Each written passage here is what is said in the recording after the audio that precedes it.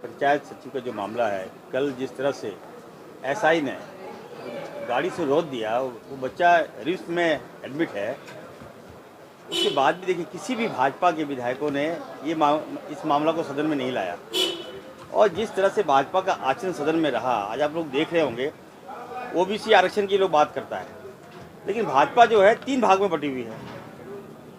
5 लोग हल्ला करेंगे, 10 लोग बैठे रहेंगे और 4 लोग बाहर जाके वहाँ मजाक करेंगे। और जो आंदोलन अगर करते हैं, सही में अगर आप ओबीसी के हितैषी हैं तो एकजुट होके हमला करते हैं ना सरकार पर। यहाँ तो लगता है कि एकदम मजाक करने के लिए आया, हंस रहा है, खेल रहा है, बोल रहा है, मतलब किसी भी समस्याओं के साथ भाजपा गंभीर नहीं है। और दूसरी बात, जिस तरह से जो कल की घटना घटी है, मौका नहीं मिला, सेकेंड हाफ में मैं उठाऊंगा इस मामले को। एक अल्पसंख्यक बच्चा, उसको जिस प्रकार से गालियाँ दिया वो थाना प्रभारी एसआई, तो ये नॉट टॉलरेबल है। मैं इसको बर्दाश्त नहीं कर सकता। सेकेंड हाफ में इस मामला को उठाऊंगा और मैं सरकार से मांग करूंगा, ऐसे पदाधिकारियों को जो मानसिकता भाजपा का मानसिकता है, वैसे पदाधिकारियों को निलंबन करें। देखिए मैडम, लाइन में खड़े रहने से नियुक्ति मिलता है क्या? हम लोग हैं, सरकार गंभीर है और हम लोग से वार्ता होगी। और हमारे माननीय मुख्यमंत्री जी काफ़ी गंभीर मुख्यमंत्री हैं। हम लोग उनकी बात को रखेंगे और हम विश्वास दिलाते हैं जो अभ्यर्थी हैं धरना प्रदर्शन देकर अपने आप को हल्का ना करें। हम लोग हैं ना, हम लोग से मिलिए, हम लोग मांग रखेंगे और सही प्लेटफॉर्म पे मांग रखेंगे और उठाएंगे, हम विश्वास दिलाते हैं जी। अब होगा विश्वास दिलाते हैं।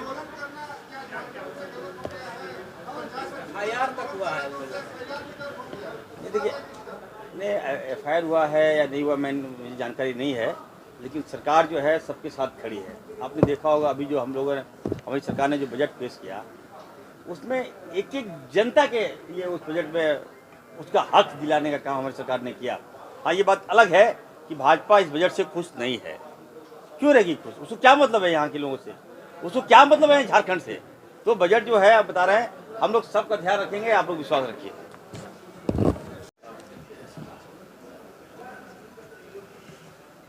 देखिए, अभी तो विधानसभा सत्र चल ही रहा है और पिछले सत्र से ही अगर आप देखें तो चतरा, कोडरमा, गिरिडीह, धनबाद, गोड्डा, इन 6 जिलों के जो है 10,000 से ज़्यादा पोषण सखी आंदोलनरत हैं। अभी 3 दिनों से अनशनरत थे, क्योंकि पिछले 10 महीनों से जो कोरोना काल में भी इन लोगों ने काम किया, इनका मानदेय बकाया भुगतान बाकी है।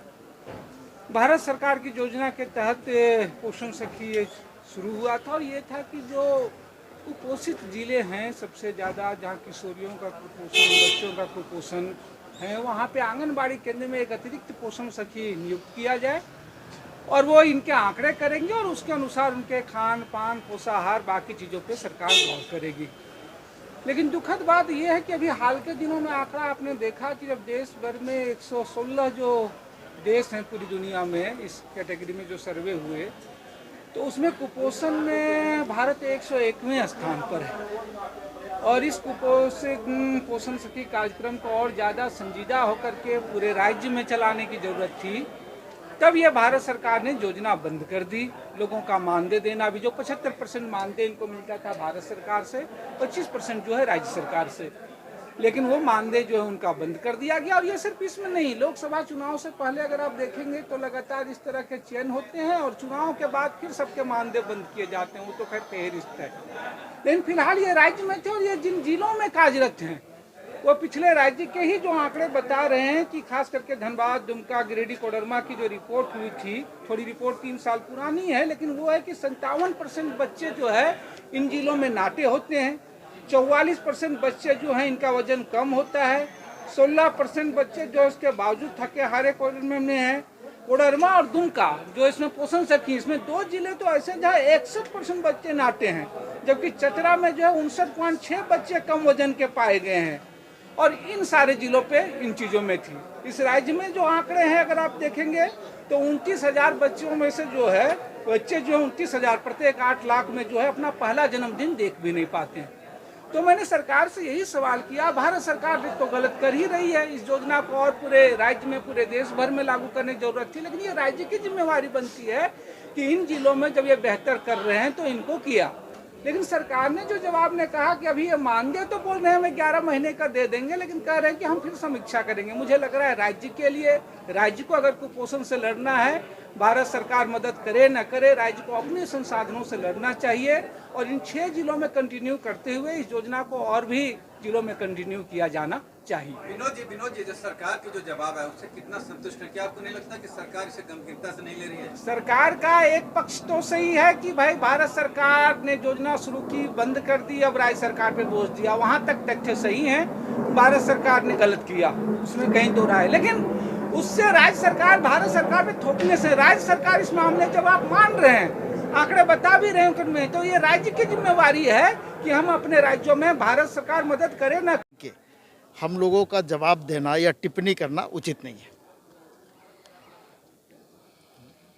जब पोषण सखी को लेकर के योजना को बंद करने की बात सदन में भी आज ये बात उठा, 3 विधायकों ने इसे बंद नहीं करने की बात कही है, लेकिन सरकार की तरफ से कोई एक पुख्ता जवाब जो है वो नहीं आया है। नहीं, माननीय मंत्री जोवा मांझी जी ने इस पर जवाब दिया है और उन्होंने बहुत स्पष्ट तौर पे कहा है कि जो 11-12 महीने का जो मानदेय बकाया है, वो बकाया जो है उसका जल्द भुगतान हम लोग कर दे रहे हैं और आगे जो भी प्रस्ताव आप लोगों के तरफ से आ रहा है या माननीय सदस्यों के तरफ से आ रहा है, उस पर सरकार विचार करेगी। ये 6 जिलों में ये पोषण सखी का मामला है, तो सदस्यों के द्वारा ये बातें भी आई है कि राज्य के अन्य जिलों में भी पोषण सखी की बहाली की जाए, लेकिन ये योजना केंद्र सरकार की योजना थी और इस योजना को केंद्र सरकार के द्वारा बंद किया गया है। लेकिन उसके बावजूद भी, केंद्र सरकार के बंद करने के बावजूद भी राज्य सरकार ने इस योजना को कुछ दिन तक चलाया, जिसका पैसा अभी बकाया है, उसका भुगतान राज्य सरकार की तरफ से कर दिया जाएगा और आगे सरकार इस पर विचार करेगी कि अगर यहाँ पर पोषण है, जैसा कि केंद्र सरकार का मानना है कि पोषण मुक्त हो गया है देश, लेकिन 116 राज्यों की सूची में 101 नंबर पर हमारा भारत है कुपोषण के मामले में, और उसके बावजूद भी केंद्र सरकार किस चश्मे से देखती है पता नहीं, और देश को कुपोषण मुक्त करार देने का काम केंद्र सरकार के द्वारा किया गया।